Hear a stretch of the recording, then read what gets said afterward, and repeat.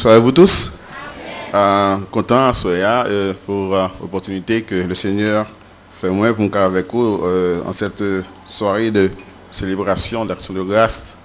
Je remercie le pasteur Antoine pour son invitation et je remercie le professeur Kérod qui a fait les coordinations et le staff pastoral qui n'a pas eu d'objection à ce que je sois le porte-parole du maître ce soir. Ce n'est pas ma première visite. J'avais le privilège de visiter cette église déjà un dimanche matin, avant la parution de mon livre, Les 4 fondements d'une société équilibrée. Je crois que nous devons en présentation de ce texte ici un dimanche matin. Donc ce soir, c'est la deuxième fois que j'ai un privilège pour moi de visiter l'église et je suis très heureux. J'éprouve beaucoup de bonheur à voir cette foule rassemblée. Et c'est une bonne façon en fait de terminer une année et d'en ouvrir une autre. 31 décembre, nous avons fait l'autre bagaille, mais nous décidé, nous choisi venir dans les pieds du maître pour nous remercier lui pour cette année qui vient de s'écouler et pour nous ouvrir une nouvelle année en sa présence. C'est une façon très intelligente de clôturer une année et d'en ouvrir une autre. Et que le Seigneur donc écoute et exauce et reçoive tous les cris que vous venez de pousser vers lui. Et que sa main bénisse et que sa main fortifie et que sa bénédiction vous couvre pendant cette nouvelle année. Et maintenant, allons dans les Écritures. Le thème qui a été retenu, c'est qui est semblable à l'Éternel, notre Dieu. Et le psaume en question dont on a puisé ce thème se trouve, c'est le psaume 113. Je crois qu'il serait bon de lire ce psaume.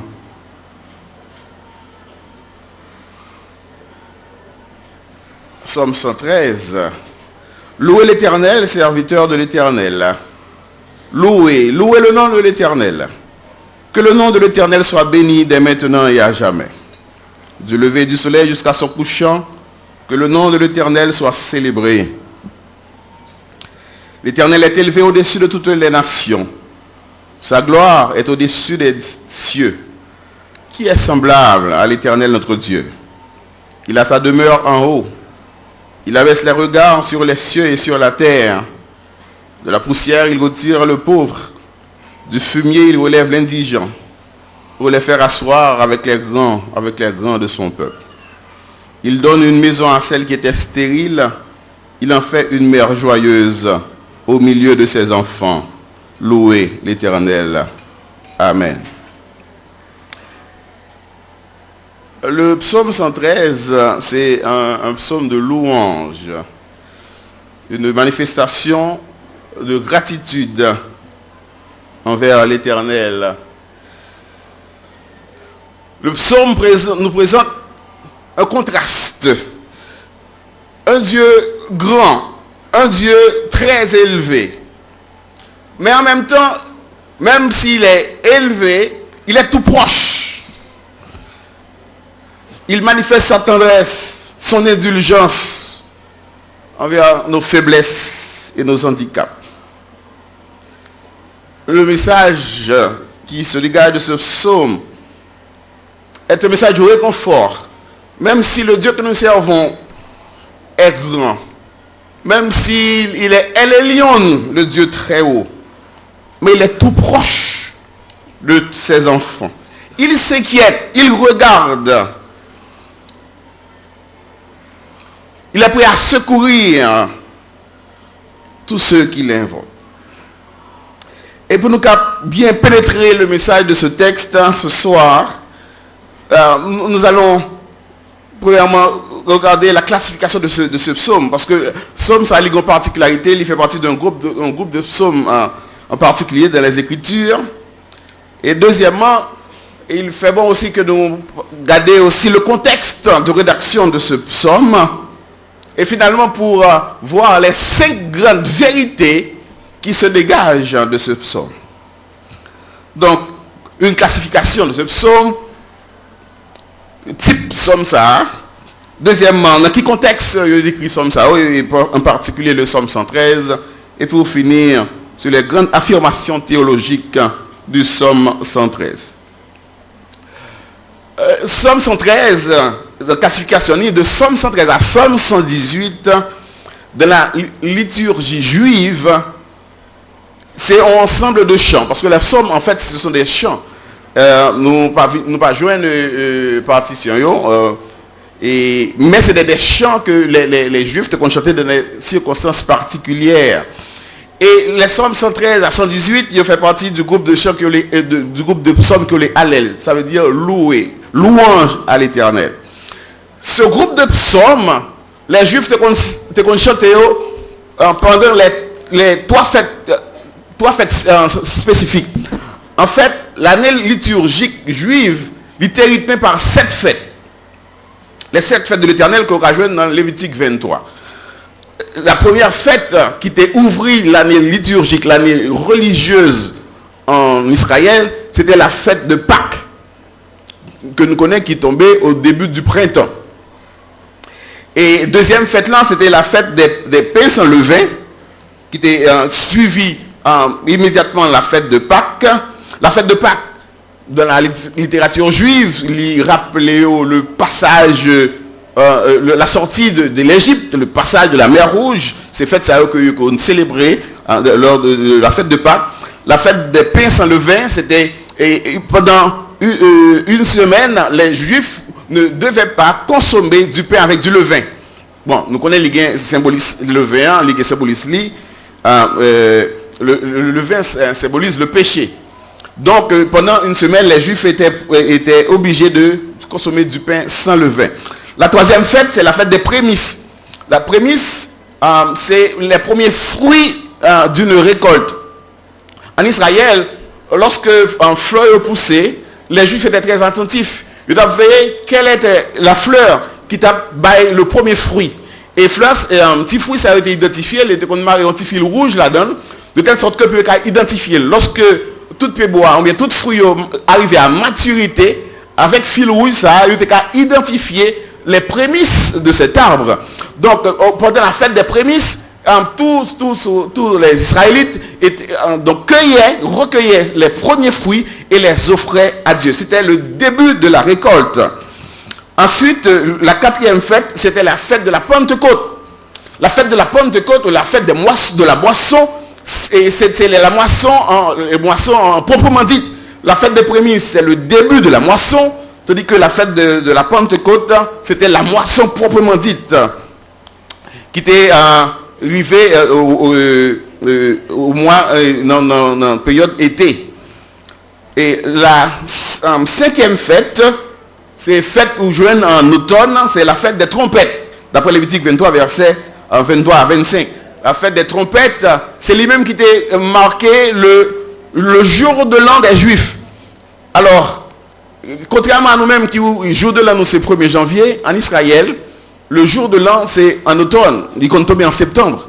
C'est lui-même qui les fête des trompettes, ou bien Rosh Hashanah.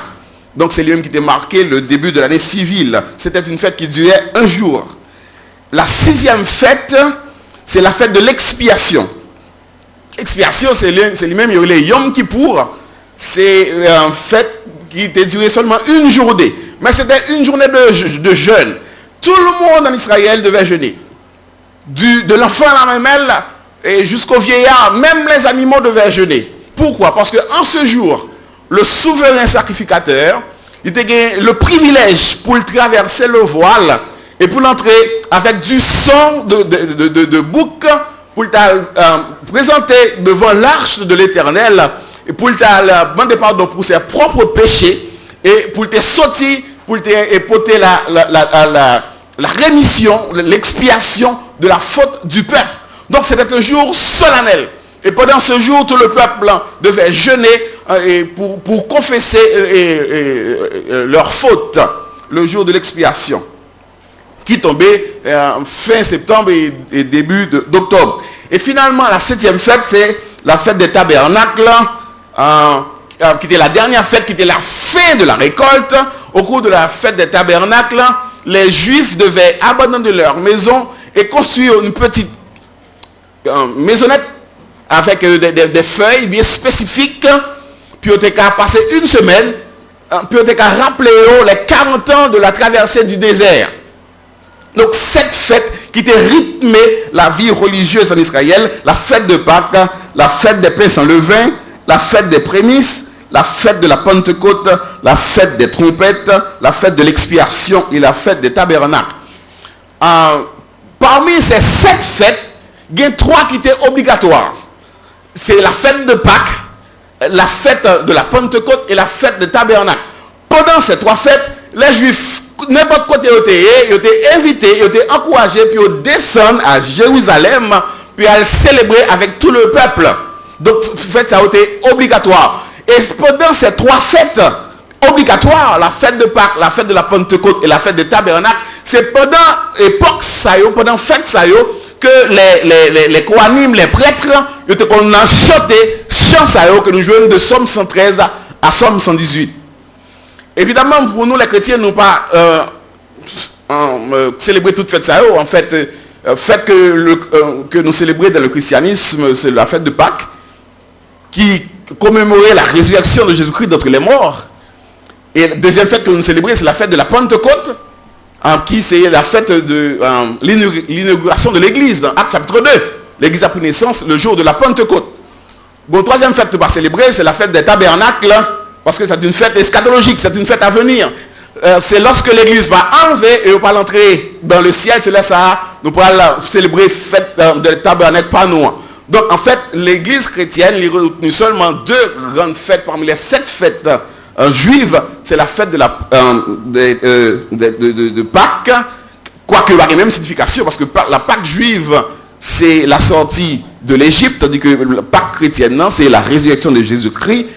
Et la Pentecôte juive, c'était la fête de la récolte, la fête de la moisson, tandis que Pentecôte panois, c'est l'inauguration de l'église. Mais ce qui est à retenir dans cette parenthèse que nous sommes ouverts, c'est cette fête ça, 3 étaient obligatoires, fête de Pâques, fête de la Pentecôte et fête de Tabernacle. Il était obligatoire pour les Juifs d'aller à Jérusalem pour célébrer ces fêtes. Et au cours de ces fêtes, les prêtres chantaient les psaumes allant de Somme 113 à Somme 118. Voilà donc la classification de ce psaume.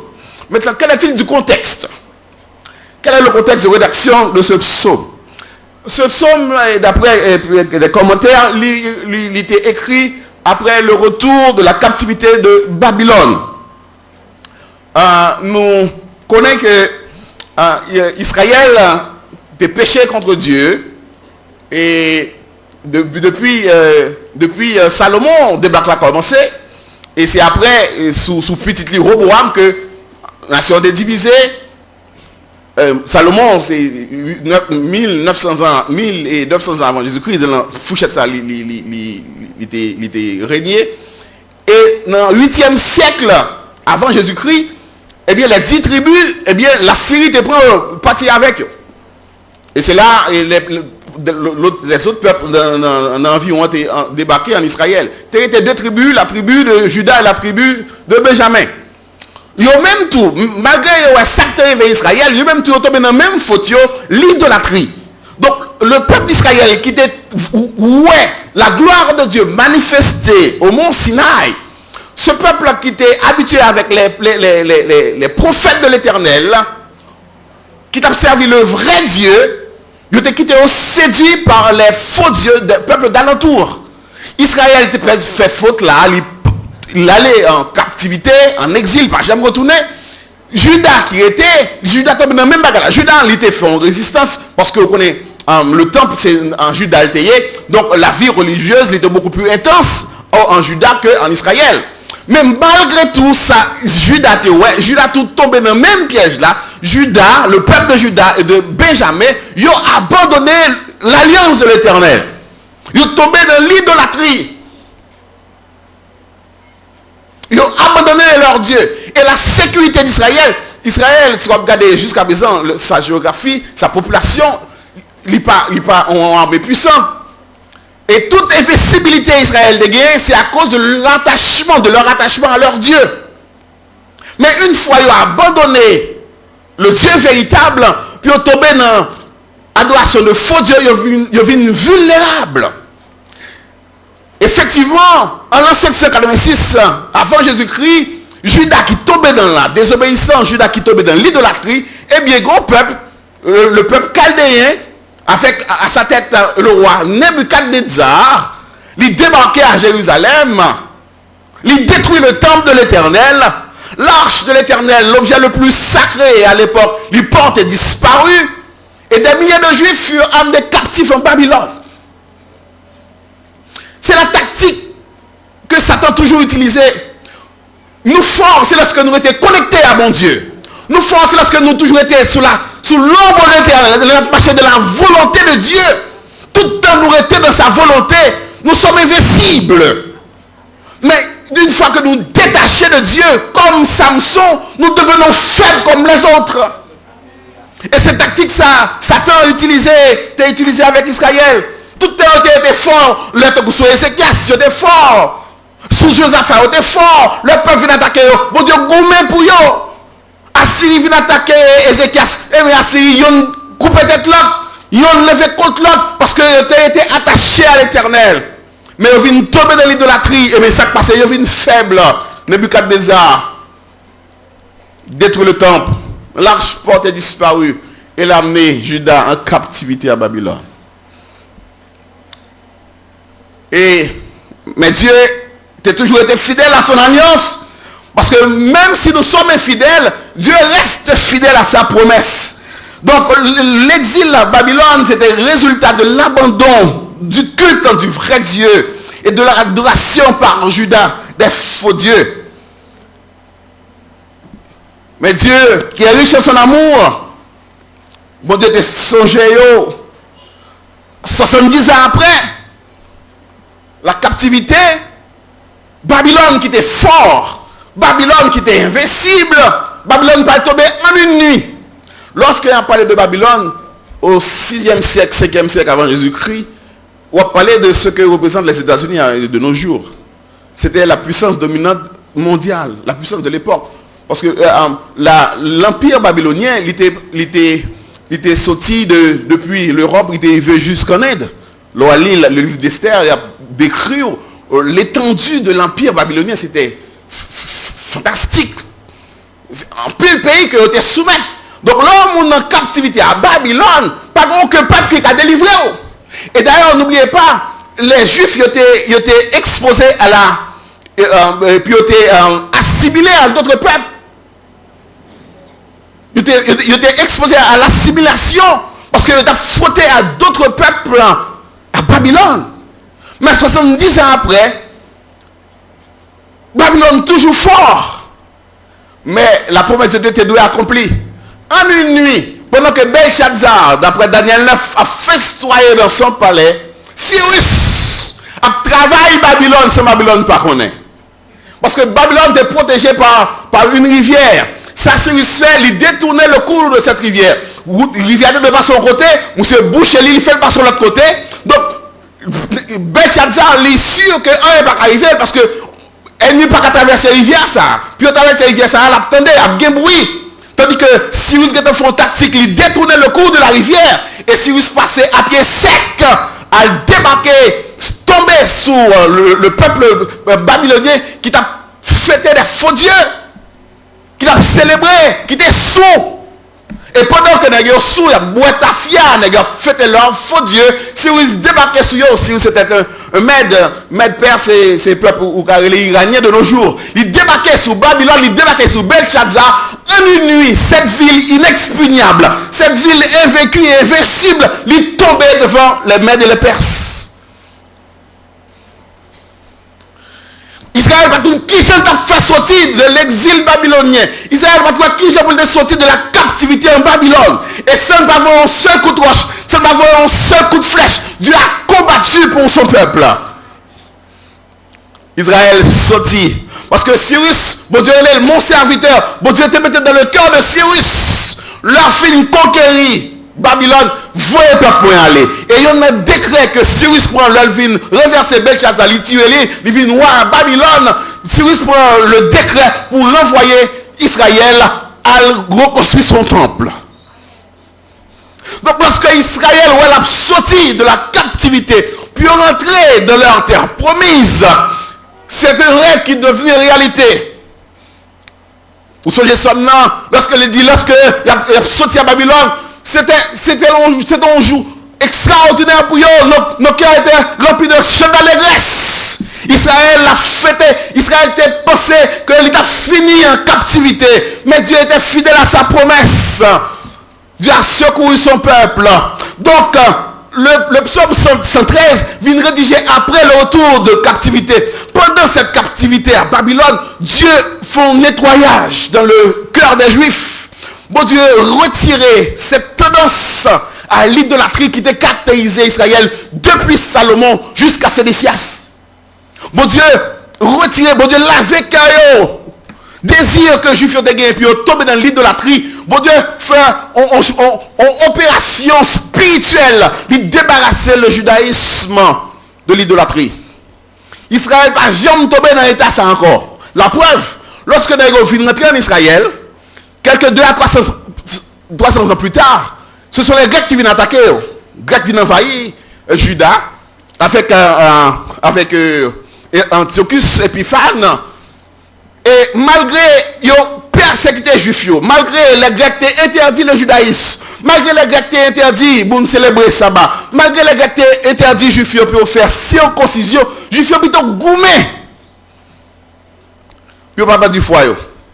Antiochus Épiphane, il était entré dans le temple qui était fini reconstruit par Zorobabel et Néhémie. Monsieur entré dans le temple, il introduit des porcs. On connaît dans le judaïsme, le porc était interdit, c'est un animal impur. Eh bien, Antiochus Épiphane, pour démoraliser les Juifs, il est entré dans le temple avec gravure de Jupiter, l'idolâtrie installée dans le temple. Elle vient profaner le temple en offrant des porcs à l'autel. Et Juifs, avec Maccabée, Juifs bataille, font une guerre de guérilla, gourmet, puis retirer les Grecs de Israël. Et fini que fin de guerre là, premier ça, pour être fait, c'est purifier le temple. Donc ça veut dire, c'est une preuve que après Babylone, Dieu a retiré du cœur des Juifs cette tendance à l'idolâtrie. Autrement dit, le psaume ça rédigé, c'était un peuple qui a un regain de foi. C'est un peuple qui devient ressoudé avec mon Dieu. C'est un peuple qui devient rejoindre une communion avec mon Dieu. Un regain de foi qui était caractérisé. Époque que Somme ça a rédigé. Le peuple a retrouvé sa foi d'un temps, sa ferveur d'un temps, son amour d'un temps pour Dieu. Voilà le contexte général de rédaction de ce psaume. Voilà pourquoi le psaume est traversé par ces chants d'allégresse. Alléluia. Gloire à Dieu. Louez l'Éternel. Parce que c'est un peuple qui a retrouvé sa foi première dans le Dieu de leur ancêtre, le Dieu d'Abraham, le Dieu d'Isaac et le Dieu de Jacob. Donc à travers ce psaume, il y a 5 grandes affirmations, 5 vérités qu'il fait bon mettre en évidence ce soir. Première affirmation que nous jouons dans ce psaume, ça, c'est l'Éternel qui est Dieu. L'Éternel est le vrai Dieu. Israël vient réaliser que le Dieu qui leur a parlé au mont Sinaï, c'est le vrai Dieu. Parce qu'il fait toute expérience déjà. Il passait en Babylone, il est faux Dieu. Mais il réalisait c'est l'Éternel qui est le Dieu. Parce que c'est un seul peuple qui a eu ce privilège de voir Dieu descendre sur la montagne et lui parler face à face. Ça va jamais faire encore dans l'histoire. Il était passé en Égypte. Il était des dieux avec des têtes d'oiseaux, des corps d'hommes. Il était des dieux, des têtes de chacal, des corps d'hommes. En bas, c'était un homme. C'était homme et puis il reste à ces poissons. Des dieux qui ont des yeux et ne voient point. Des mains ne touchent point. Une bouche et ne parle point. Mais Israël a expérimenté le vrai Dieu. Parce qu'au mont Sinaï, ce Dieu était descendu et montagne t'a tremblé sur l'Exode 19. Ils entendaient le Dieu qui a parlé, qui a baillé les commandements, ses commandements. Donc ils ont réalisé que parmi tous les dieux qu'ils ont connus, c'est l'Éternel qui est le vrai Dieu. Voilà pourquoi, dans le verset 1er, c'est serviteur de l'Éternel, louer l'Éternel. C'est une affirmation qu'ils savent maintenant que le Dieu qu'ils servent, c'est le vrai Dieu. Une expérience unique, une expérience qui ne s'est jamais répétée de l'histoire. Un Dieu qui parle à tout un peuple. Que le nom de l'Éternel soit béni dès maintenant et à jamais.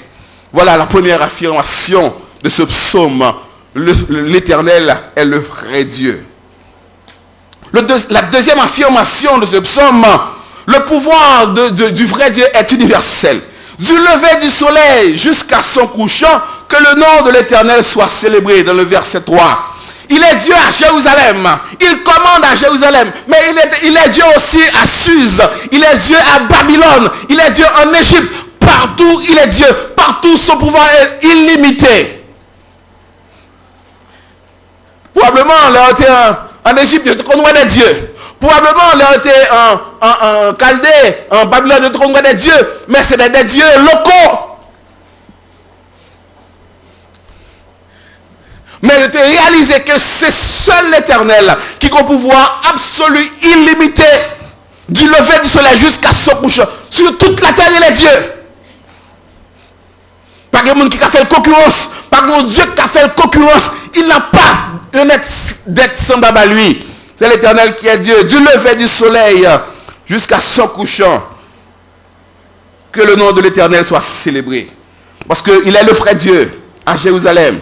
Il est le vrai Dieu à Babylone. Il est le vrai Dieu partout où il passe. Il est le vrai Dieu aussi en Haïti. Et malheureusement, dans notre pays, nous connaissons Haïti en pile patron. Oui? Haïti n'est pas trop mal. Carrefour n'est pas trop mal. C'est le monde qui est dans l'ignorance. Oui?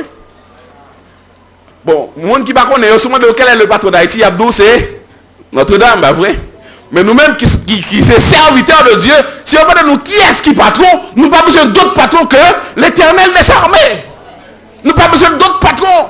Il est l'Éternel, il est le Dieu en Haïti, il est le Dieu à Jérusalem, il est le Dieu partout. Parce que ce pouvoir est universel. C'est la deuxième affirmation de ce psaume que nous trouvons dans le verset 3. Troisième affirmation. Elle est le Dieu le très élevé, le plus élevé. L'Éternel est élevé au-dessus de toutes les nations. Sa gloire est au-dessus des cieux. Israël est venu réaliser que l'Éternel, c'est lui-même vraiment qui est El Elyon. Il est un grand Dieu, un grand roi sur toute la terre. Il est élevé sur tous les dieux. Il a sa demande de les lieux élevés. Un Dieu que l'on ne peut pas voir. Un Dieu qui habite de la lumière. Un Dieu, El Elyon, El Shaddai tout puissant. Il est infiniment élevé au-dessus de toute créature. Sa gloire dépasse toute gloire. Le Dieu très élevé. Il était réalisé là, parce que il était connu des dieux, il était connu des statues à Babylone, il était connu des statues en Égypte, mais aucun Dieu n'est semblable à l'Éternel, à Yahweh. Le Dieu le plus élevé, El Elyon. Quatrième affirmation, ils avaient réalisé que leur Dieu est incomparable. Qui est semblable à l'Éternel, notre Dieu? Il a sa demeure en haut. L'Israël déclare ici qu'aucun Dieu ne peut être comparé à leur Dieu. Aucun Dieu ne lui est semblable. Parce qu'il y a des faux dieux, des idoles. Des idoles, c'est des dieux que nous fait à main. On sculpteur, il prend pierre, il fait une forme humaine. Et puis il relève le Dieu. Et puis on n'a pas adoré comme Dieu. Ou bien on gravure, en or, en argent, en fonte, il met quelque part, et puis il relève le Dieu. Il a adoré. Et il a un pas ouais. Il a un il pas attendé. Il a une bouche, il ne va pas parler. Il a un pied, il ne va pas se déplacer. C'est le monde qui déplace. Il a un main, il ne va pas toucher. Et voilà pourquoi la Bible nous dit que le monde qui a adoré statue, il est semblable à la statue. Vous comprenez pourquoi ça? Parce que le monde qui a adoré les faux dieux, il est aussi insensible. L'un des dieux que Israël, là, il tombe dans l'idolâtrie qu'on a adoré, il est le Moloch. Moloch. Vous comprenez qui gens qu'on a adoré Moloch? Puis on a adoré Moloch. Maman petite vient faire 9 mois à souffrir avec un petit bébé. Maman ça te prend un petit bébé ça, lui met un boucan du feu, il lague petite la boucan elle tout vivant. Sacrifice humain. Moloch te rend ses adoratrices aussi insensibles que Moloch. Parce qu'on met boucan un petit bébé, qu'elle pas jamais toucher parce que il n'a pas de cœur, il est insensible. Donc on monde capable de statue, attention pour venir même genre en statue. Ou bien, en Haïti, mon cap servi loi, cap servi mystère. Il par contre fait bac devant sacrifice humain.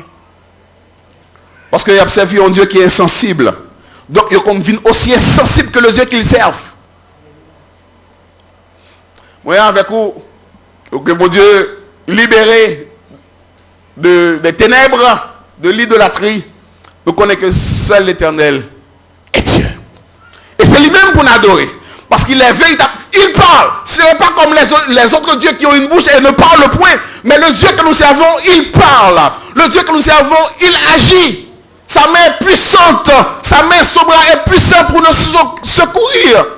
Ou songez, l'étape descendre à visiter Israël de la captivité en Égypte. Il dit, tendez, crie que Égypte a fait peuple pour pousser. Ouais, qui douleur passé. Je suis descendu des verbes d'action. Le Dieu que nous servons n'est pas un Dieu mort. C'est un Dieu vivant. Voilà pourquoi le culte que nous devons rendre à Dieu, l'action de grâce que nous devons rendre à Dieu ne doit pas être un acte froid. Et par contre, foi non bon ici. Quand il y a une discussion entre monde de foi pentecôtiste et de foi baptiste. Il y a des gens qui ont dit pas aimer louange parce que les fait dans le bruit, etc. Certaines doctrines, ils n'ont pas recommandé du bruit dans l'adoration ou bien dans la louange. Quelle est la vérité dans tout ça? La vérité c'est que l'adoration peut se faire dans le silence. Parce que Jésus-Christ, il apprend nous, lorsqu'on prie, rentrer dans le chameau, fermer porte et prie Dieu dans le secret, dans le silence. Et Dieu qui voit dans le secret te le rendra. L'adoration peut se faire dans le silence, mais pas la louange. La louange est spontanée. La louange se fait dans du bruit. David nous dit dans le psaume 103, mon âme bénit l'Éternel, que tout ce qui est à moi bénisse son nom. Pourquoi a-t-il dit mon âme? Pourquoi ne dit pas ma pensée, mon esprit? Parce que l'homme est tripartite. L'homme, les gros parties matérielles, le corps, ce corps que vous voyez, c'est la matière. Mais l'homme intérieur qui est formé de l'âme et de l'esprit. L'esprit, c'est le siège de la pensée. La pensée, c'est raison. La pensée, c'est calcul. La pensée, c'est logique. Donc l'esprit, lui-même, l'intéressé à un bagage qui est mesurable, de calcul. Mais l'âme, c'est le siège de l'émotion. Émotion, ça veut dire c'est une impulsion. Et l'émotion, le lapage, il est beaucoup plus fort que la raison. On est en danger là, on machine qui vient sur l'équipe du frein, ou bien on vole qui tirer sur le monde. Et puis on mug barre le monde, là le voler mieux, on ne pas connaît. Souvent comment faire voler mieux, on ne pas connaît, moi machine perd du frein vient sur moi, l'homme vole mieux, on ne pas connaît. Ce n'est pas sa raison qui agit, c'est l'impulsion, c'est l'émotion. Donc, on pas jouer à l'émotion. Voilà pourquoi il faut nous prendre et mon cap ba une mauvaise nouvelle, faut faire un peu attention. Soit on nous vole de mortalité par exemple, ou créer une émotion à monde. Et souvent bien doser ou émotion capoter moun nan aller. Moun nou vinn bay nouvelle la mort, moun ça va trouver là et tout parce qu'il fait émotion, ils font choc d'autorité. Voilà pourquoi aussi les parents doivent faire un peu attention lorsqu'ils a corriger leurs enfants ou pas corriger ti moun sous le coup de l'émotion. sous le coup de la colère. La colère est une émotion. Parce que vous ne pouvez pas mesurer soit dire, ou pas mesurer soit faire. Et Dieu, bah, nous exemple, Dieu par exemple juger nous avec émotion. Dieu par exemple juger nous avec colère. Hein? Au songez en Éden, mon Dieu te prend. Il détacher toute émotion pour parler à Adam. Mon Dieu te voit tout ça dans ta fait avec Ève. Et sur le soir, il finit, c'est pas qu'on ne connaît. Adam, où es-tu? Ah, entendez-vous mal caché. Comment faire qu'on est nu? Est-ce qu'on désobéit? Est-ce qu'on mange fruit? C'est quelqu'un qui parle avec raison. Parce que lorsque Dieu agit avec colère, sa colère de Dieu est effrayable. Colère de Dieu, c'est du feu. Bon Dieu, pas jamais juger nous avec colère. Parce que s'il t'a jugé nous avec colère, il t'a fini avec nous. Autant les cieux sont élevés au-dessus de la terre, autant sa bonté est grande pour ceux qui le craignent. Bon, Dieu nous juge avec compassion. Il ne nous juge pas avec émotion, avec colère. Parce que émotion, il faut émotion quand on fait des bagailles ou qu'on regrette après. Lorsque David dit, mon âme bénit l'Éternel, David veut dire que la louange que la Bible Dieu a, c'est pas une louange que la raison qui a vient bloquer. Où songez le David a dansé devant l'âge de l'Éternel. David oublié, si c'est Walier, il est tellement pompé, l'a levé, et tout le monde a regardé devant David. Alors peut-être que sa femme Milka dit, c'est wow, yeah, ou pas capable danser à tout le monde. Qui ça David dit? Qui question de roi, parlez moi, ma loué devant mon Dieu, m'a dansé devant mon Dieu, on parle de roi, qui me l'aime président, m'a dansé devant mon Dieu, on parle de roi, mon âme bénit l'Éternel. Ça veut dire la louange doit être spontanée, la louange doit être vivante. Si le Dieu que nous servons est vivant, la louange que nous lui devons doit être vivante. On ne peut pas louer Dieu dans le silence. Parce que c'est l'âme qui commande la louange. C'est l'émotion, c'est la joie, c'est l'exultation. Mon âme tressaille de louange devant mon Dieu.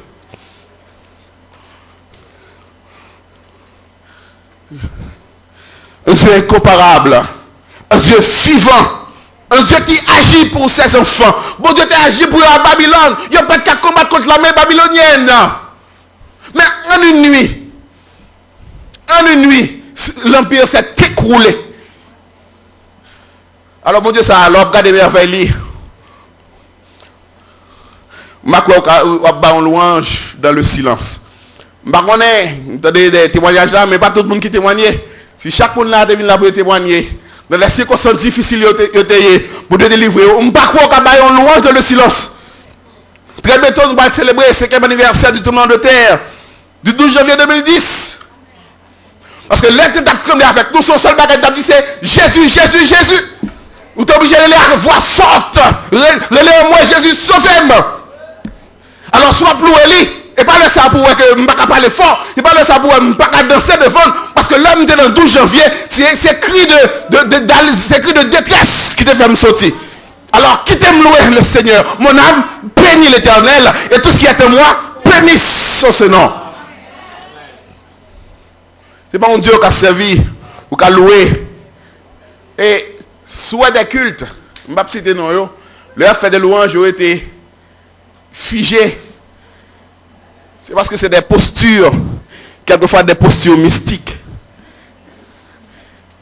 Ils semblaient avec statue à adorer. Donc comme statue est immobile, leur louange est aussi immobile. Comme la statue est morte, leur louange est aussi morte. Mais nous qui servons un Dieu vivant, nous devons lui donner une adoration vivante, une louange vivante. Mon âme bénit l'Éternel. Un Dieu incomparable. Je ne peux pas comparer la statue. Je ne peux pas adorer même l'autre statue qui est immobile. L'Éternel est vivant. Moi aussi, je dois lui donner une adoration vivante, une louange vivante. Un Dieu incomparable. Il marche, il parle, il commande. Il agit. Parce qu'il n'est pas mort, il est vivant. Cinquième vérité que le texte a dégagé. Non seulement Israël reconnaît que l'Éternel est le vrai Dieu. Son pouvoir est universel. Il est le Dieu le plus élevé, il est lion. Il est un Dieu incomparable. Finalement, c'est un Dieu condescendant. La condescendance, c'est la qualité, la vertu d'une personne élevée en dignité, mais qui s'abaisse. Dieu est infiniment grand. Il est majestueux. Le ciel et la terre ne peuvent le contenir. Donc, normalement, c'est un Dieu inaccessible. Aucun œil ne peut le voir. Vous savez, ça le dit Moïse. Personne ne peut me voir et vivre. Un Dieu inaccessible. Un Dieu comme ça, son Dieu qui est distant. Qui t'a distant. Bon, nos chefs d'État, est-ce que nous gagnons chaque jour? Nos chefs d'État, est-ce qu'ils sont accessibles? Ils sont accessibles pour un petit groupe, pour un cercle d'initiés, pour un cercle d'amis. Notre Seigneur qui est le grand Dieu, qui vit dans les lieux élevés, qui habite dans la gloire, qui habite dans la splendeur et la majesté, qui habite une lumière inaccessible, qu'aucun œil ne peut voir. Ce Dieu, il est tout proche. Même s'il est puissant, il est tout proche. Il est près de tous ceux qui l'évoquent, avec sincérité. Voilà pourquoi lors de détresse, ou m'être évoqué, évoque-moi le jour de la détresse, m'a exaucé au mémoire, glorifié, ou pas besoin de peur, exaucé, même s'il est très élevé, il est déjà là dans le problème. Il est déjà là dans la situation. Parce que l'espace n'est pas bloqué. Vous songez les trois Hébreux qui a défié Nebuchadnezzar, qui parle de adorer la statue. Nebuchadnezzar, parce que c'est Wilder, il passe des décrets, eh bien, j'étais dans la fournaise. Il chauffait sous là 7 fois plus. Et mon comme chauffé là, j'allais abattre, il tombait, il mourit. Et puis, bon, toi, esclave hébreu, il jeté dans la fournaise là. Mais heureusement, bon Dieu a observé à son Dieu qui est tout proche. Même s'il habite dans les lieux très élevés. Aucun œil ne peut le voir. Mais il est tout proche. Le Nebuchadnezzar pensait des gars, toi de te couvrir. Le regardez les gars marcher sans aucun problème. Et un quatrième nez qui vient bloquer l'ardeur du feu pour eux. Voilà le Dieu que nous servons. Un Dieu condescendant. C'est pas parce que le grand qui fait que le pas penser à moi-même. C'est pas parce que le grand qui fait que le pas venir visiter. Je ne connais pas si pasteur Antoine a chaque monde qui est là. Ils sont assemblés de 500-600 personnes. Donc il est difficile pour lui pour le connaître chaque monde. Je vais demander pour le président de la République côté élu il y a 4 ans. Dans la forte théorie, il ne peut pas connaître la maison chaque monde. Mais le Dieu que nous servons, il connaît où vous habitez. Il connaît chaque monde. Il visite chaque monde qui a servi avec sincérité. Donc si quand vous êtes son cas ou pas inviter ses amis parce que il pas il pas manquer bagaille, mais il pas de problème pour le roi des rois. La descendre notre île vient visiter au côté dans notre chambrette là. Quand on est dans ma il pas de problème pour venir visiter. C'est un Dieu condescendant. Il n'est pas trop puissant pour le descendre venir secourir. Il n'est pas trop grand pour le descendre notre problème comme hier. Il n'est pas trop grand pour venir visiter quand on me coucher. On compte qui et salut peut-être, mais Dieu pas de problème pour le descendre, venir visiter. Mais c'est un Dieu condescendant. Qui est semblable à ce Dieu? Qui est comme lui? Qui est puissant comme lui? Et qui est proche de ses serviteurs comme lui? Non seulement il est proche, mais c'est un Dieu aussi qui est prêt à agir. Dans le verset 7, il dit, de la poussière, il retire le pauvre. Du fumier, il relève l'indigent pour les faire asseoir avec les grands de son peuple. Il s'abaisse pour regarder. Il s'abaisse aussi pour agir en faveur de ses enfants. Voilà pourquoi ce psaume, il est le Magnificat, parce que avant Marie, eh bien, c'est un psaume d'exaltation à l'Éternel. Mes chers amis, mes frères et sœurs, nous aussi, nous sommes les serviteurs de ce Dieu. Un Dieu vivant. Le seul vrai Dieu. Le véritable. Nous aussi, nous devons le louer. Parce que nous sommes commencés par serviteurs de l'Éternel. Donc tous les serviteurs, qu'aux juifs, qu'aux païens convertis, nous tous, nous faisons partie de ces serviteurs qui devons louer Dieu. Mais n'oubliez pas, notre louange ne peut pas être muette. Notre louange doit se faire dans l'exaltation de la spontanéité. Vous savez, ça dit dans Somme 150, louer l'Éternel avec des tambours, avec la danse, louer l'Éternel avec les instruments à cordes et le chalumeau, que tout ce qui respire loue l'Éternel. Nous qui sommes ses serviteurs, louons l'Éternel, car il est digne de louange. Pour ça, il fait pour nous. Bon, là, nous faisons action de grâce, fait d'année, nous connaissons raconter ça pour Dieu fait pour nous pendant les 305 derniers jours. Mais pas ça seulement. Bon Dieu commence à protéger depuis un embryon. Depuis cellules formées, depuis spermatozoïdes fécondés, ovules là. Mais ou comme une corps qui t'a attaqué. Voilà pourquoi il y a des gens qui sont enceintes depuis que tu n'es pas arrivé à maturité. Tu n'es sorti avant l'aile. Mais si vous faites 9 mois dans votre maman, malgré microbes, malgré bagaille, ou sorti en vie, depuis dans votre maman, même j'en dis dans Somme 79, quand j'étais une masse informe, bon Dieu était déjà gardé. Donc c'est pas, et pas pour aller 2014 ans seulement pour une action de grâce. Mais il faut une action de grâce pour ça comment c'est fait pour vous depuis les entrailles, maman.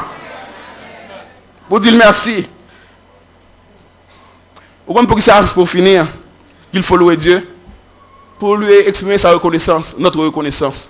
Parce que l'on pas exprimer reconnaissance, il est sujet à l'ingratitude. Quand ça l'ingratitude, on oublie ça pour Dieu faire pour lui. Ou quand qui ça l'ingratitude générée, la plainte. On cap complaindre. On n'a pas ça pour Dieu faire pour lui. Il focus sur ça le pas gain. Il pas santé pour Dieu pendant toute l'année ça non. Il a machine li pour gain. Il a caille pour gain et la plein. Bon, on va le prêcher trop long, on continue sur des défauts prêcher trop long. On va pas proposer pour nous continuer avec vous là, on va aller. Mais soit la Bible pour chaque fois Israël tombe dans piège ça.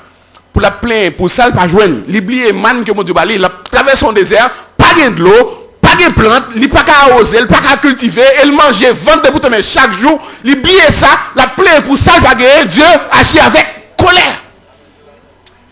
On ne pas plaindre pour ça ne pas gagner. Mais on dit même bien chanter compte les bienfaits de Dieu. Mets-les tous devant tes yeux. Tu verras en adorant. Que Dieu vous bénisse ce soir.